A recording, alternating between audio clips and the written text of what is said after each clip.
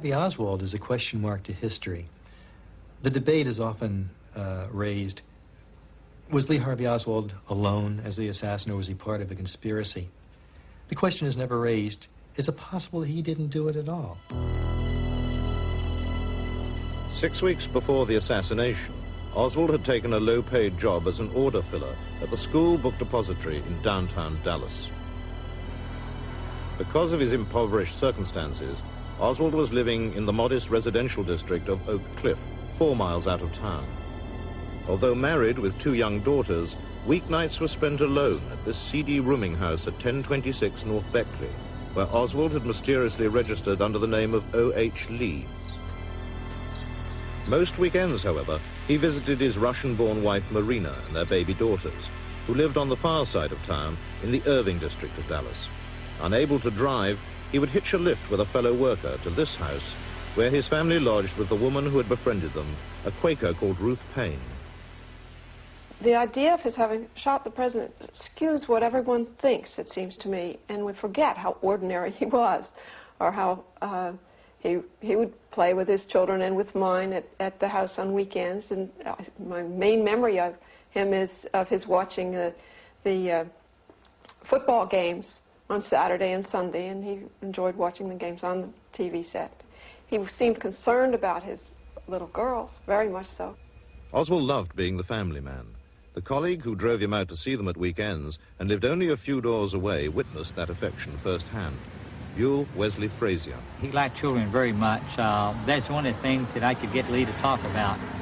When Lee came home with me on Friday afternoon and rode back with me on Monday morning, I never saw him or did anything with him at that time, but evidently the children in the neighborhood, all of them at one time or other, seemed to find their way up to the Payne house where Lee lived to play with him and his daughter. On November the 21st, I was working at the Texas School Book Depository. Oswald came up to me and he asked if he could ride home with me, and I said, sure. And then a little bit later, I realized it wasn't Friday. And the next time I saw him, I said, well, today's not Friday, Lee. And he says, I know that. He says, it's Thursday. He says, Marina has made some curtains for me, and they have some curtain rods out there. And he says, I'm going to get the curtain rods to put the curtains up in my apartment. I said, okay. He had never come out without asking permission before, besides the fact that it was a weeknight. And he arrived, actually, I was out of the house when he arrived. I was grocery shopping. We bought a lot of groceries. And then he was there already playing with his children on the front lawn when I arrived about 5:30. As we went by each other, I said, very, very, very happy in Russian, our president is coming. And he just sort of brushed on by without saying anything or no really reaction, and in a way that was typical of him, so I gave it very little thought. He often didn't respond very much, but I think that evening he was especially quiet at dinner, and he went to bed very early. On the morning of the assassination, Oswald overslept. Leaving money and his wedding ring behind, he hurried down the street to secure his ride to work with Frazier. Under his arm, he carried a brown paper package. Did this contain the gun that killed the President of the United States? The first time I saw the package, it was on the back seat of my car, and I just glanced at it. And I said, what's that, Lee? And he said, that's curtain rods. He said, remember I was going to bring them? The length of the package that I saw that morning was roughly 2 foot long, give or take an inch or two.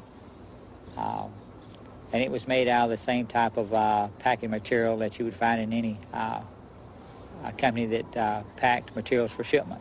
It's just the brown paper and the tape that you'd normally find. Nothing unusual.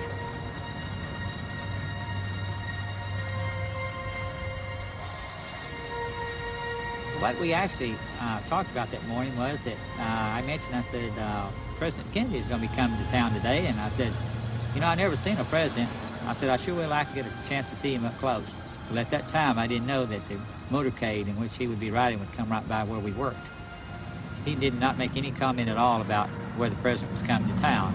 It didn't seem to interest him one way or the other. I parked in the parking lot at Texas School Book Depository.